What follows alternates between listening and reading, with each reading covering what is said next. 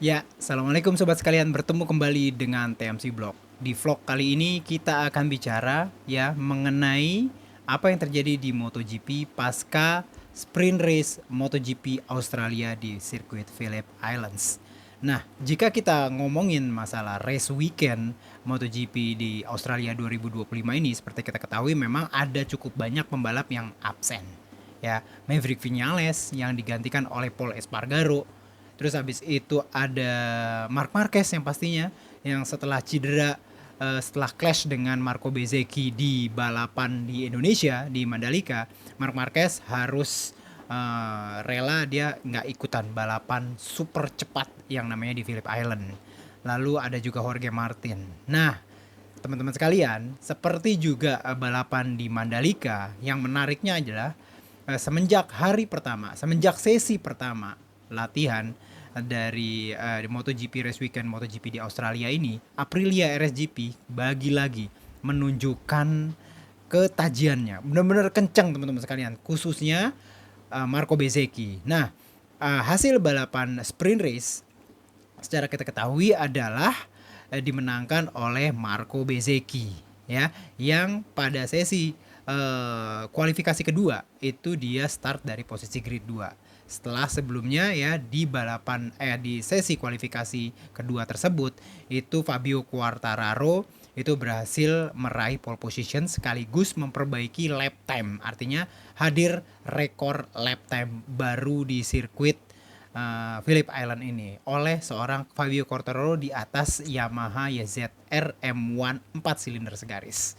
Nah, jadi seperti itu teman-teman sekalian. Dan jadi posisi podiumnya ya dari balapan sprint race sebanyak 13 lap itu yang pertama adalah Marco Bezzecchi ya dari Aprilia Racing, tim factory dari Aprilia, dan yang kedua adalah Raul Fernandez dari Trackhouse Aprilia. Dan yang ketiga di grid ketiga di podium ketiga itu ada yang namanya Pedro Acosta. Yang menariknya adalah ini sejarah nih teman-teman sekalian. Ini adalah kali pertama Ducati tidak menempatkan satupun pembalapnya di podium sprint semenjak format sprint race diperkenalkan di MotoGP. Itu artinya sudah 58 ya. Semenjak pertama kali sprint race itu diadakan sampai sprint race Phillip Island itu 58, dan akhirnya di sprint race ke-58 Ducati tidak menempatkan satupun pembalapnya di podium sprint race. Ini benar-benar kalau menurut saya sih benar-benar red alert banget sih ya. Mudah-mudahan sih tidak ke arah yang saya pikirkan. Yang saya pikirkan adalah ini tuh seperti kayak yang aduh jangan-jangan udah mulai mengarah seperti kayak Honda ketika ace ridernya pembalap utamanya mereka ya waktu itu Marc Marquez, dan kali ini juga Ducati adalah Marc Marquez cedera. Terus habis itu pada satu sirkuit atau satu race weekend yang agak sulit buat Ducati, pengembangan atau balapan itu akan jadi sulit untuk Ducati. Mudah-mudahan red alert ini sih semoga langsung dirasakan ya oleh Ducati dan pimpinannya sehingga mereka mendapatkan solusi terbaru. Pecco Bagnaia benar-benar luar biasa, terpuruk banget sampai balapan sprint race teman-teman sekalian. Bayangin aja ya, bukan artinya merendahkan atau memarginalkan seorang Chomkiat Chantra ya pembalap dari Thailand. Namun akhirnya nih si apa namanya Pecco Bagnaia itu finish di posisi di belakang Somkiat Chantra teman-teman sekalian. Wow, benar-benar posisi kalau nggak salah posisi 19, dan besok di balapan di race utamanya itu apa namanya Pecco Bagnaia juga mendapatkan penalti karena slow ya pada saat kualifikasi. Nah, balik lagi mengenai masalah kenapa kenceng banget yang namanya ini Aprilia RSGP ya. Ini sih lebih dikarenakan kayak pertama ya kalau menurut saya sih ya. Sirkuit Phillip Island itu bisa dibilang super flowing fast banget. Jadi flowing yang bener-bener kenceng banget itu yang namanya Phillip Island ini. Dan sirkuit dengan kategori atau berjenis atau berkarakter flowing seperti kayak Phillip Island itu menjanjikan balapan yang benar-benar rame ya teman-teman sekalian. Kalau kita tarik ke belakang balapan di Phillip Island selalu akan rame karena memang karakter dari sirkuit flowing itu menjanjikan balapan yang tight terus habis itu kenceng dan menjanjikan banyak banget kejutan-kejutan dalam hal performa.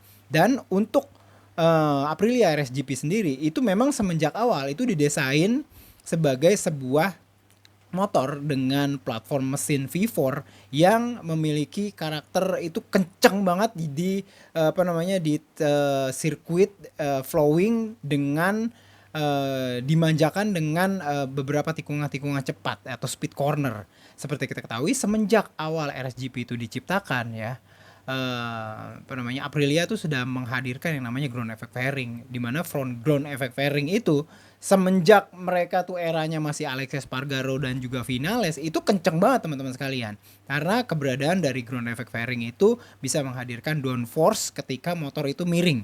Jadi pada saat miring, karena jarak antara fairing dengan tanah itu ada kecil banget dan menghasilkan kecepatan speed yang cepat, dan kalau kecepatannya bertambah maka pressure atau tekanannya akan berkurang dan menghadirkan perbedaan tekanan dan akan menghasilkan yang namanya downforce. Downforce-nya itu akan membuat motor itu akan tertekan ke bawah jadi seakan-akan, dan ini menyebabkan grip yang dirasakan oleh ban itu jadi semakin kencang teman-teman sekalian, semakin kuat karena ada semacam kayak downforce pada saat nikung, sehingga no wonder kalau kita lihat balapannya Aprilia RSGP itu pada saat melibas tikungan cepat itu super duper cepat, dan inilah menyebabkan sampai di lap awal pun itu RSGP udah dapet yang namanya gripnya. Seperti kita bisa ketahui ya, balapan dari seorang Marco Bezzecchi di race Mandalika, di lap awal aja dia udah langsung bisa ngambil posisi dari dalam, nge-V style di tikungan ya.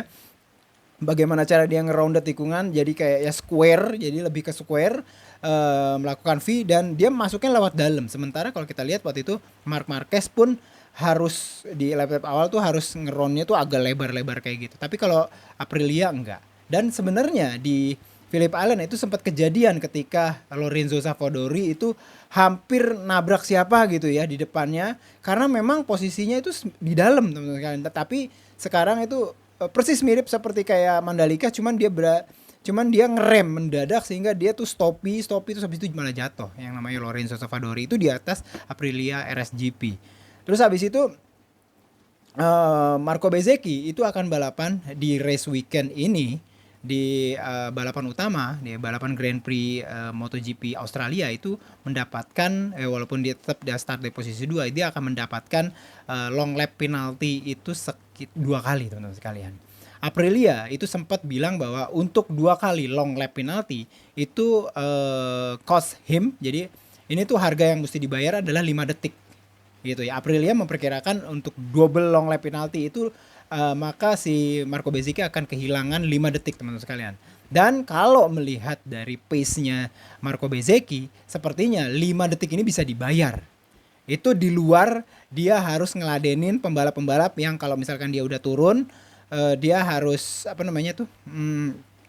pelan-pelan satu persatu. Oleh karena itu nanti di balapan utama ini dia tuh harus sedikit membuat kayak strategi, dimana kayaknya LLP itu nggak bisa di awal teman-teman. Kalau LLP yang dilakukan di awal, maka setelah dia melakukan 2 kali LLP itu dia kelewatan banyak orang gitu ya.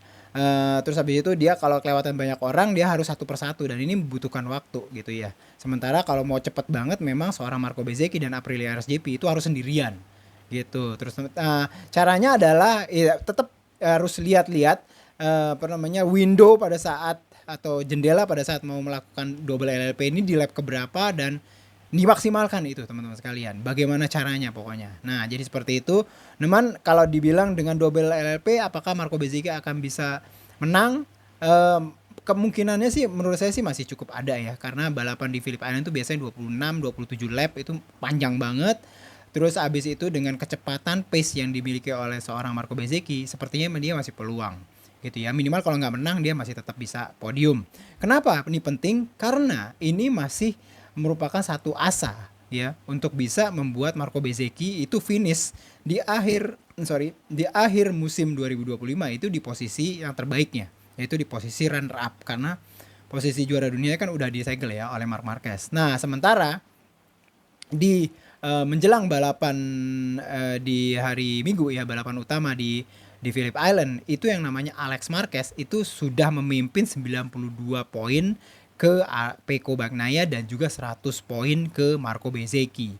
Nah, Alex Marquez bisa mengunci gelar runner up musim 2025 ini jika dia berada 111 poin di depan pembalap terdekatnya, baik itu Pecco Bagnaia maupun Marco Bezzecchi. Kalau Pecco Bagnaia mungkin dia lagi agak sedikit kesulitan, mungkin agak lebih mudah. Teman kalau dengan Bezzecchi ya kayaknya agak sulit nih ya. Sekarang aja udah 100, dia harus menjauh menjadi 111 gitu ya kalau dia mau mengunci gelar runner up ya pasca balapan di Australia ini gitu ya.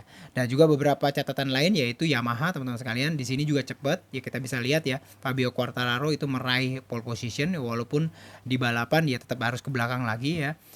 Menurut saya sih memang dengan dengan konsep mesin inline 4 yang memiliki inersia lebih lebar gitu ya. Ini membuat motor itu jauh lebih agile, bukan lebih agile ya, lebih stabil pada saat menikung harusnya gitu dengan inersia yang lebih lebar. Karena semakin lebar maka dia akan semakin inersia gitu. Jadi dia akan semakin malas. Ya, inersia itu kan malas. Jadi kalau udah maunya nikung terus yang udah nikung terus gitu. Sehingga menyebabkan speed corner mereka bisa cepat cepet banget ya gitu ya. Dan di sini juga kita bisa lihat Alex Rins itu kalau ketemu sirkuit yang cukup cepat dia juga bisa benar-benar cepat ya. Kita bisa lihat juga dari hari Jumat juga Alex Rins juga cukup cepat. Nah, jadi itu teman-teman sekalian round up yang bisa saya sampaikan pasca balapan sprint MotoGP Australia. Kita akan jelang besok di balapan atau hari ini ya di balapan di hari Ahad atau hari Minggu dari balapan race MotoGP Australia di Phillip Island 2025. Nanti kita juga akan bahas hasilnya dan juga kesimpulan dari balapan utamanya. Sampai bertemu, semoga bisa bermanfaat. Assalamualaikum warahmatullahi wabarakatuh.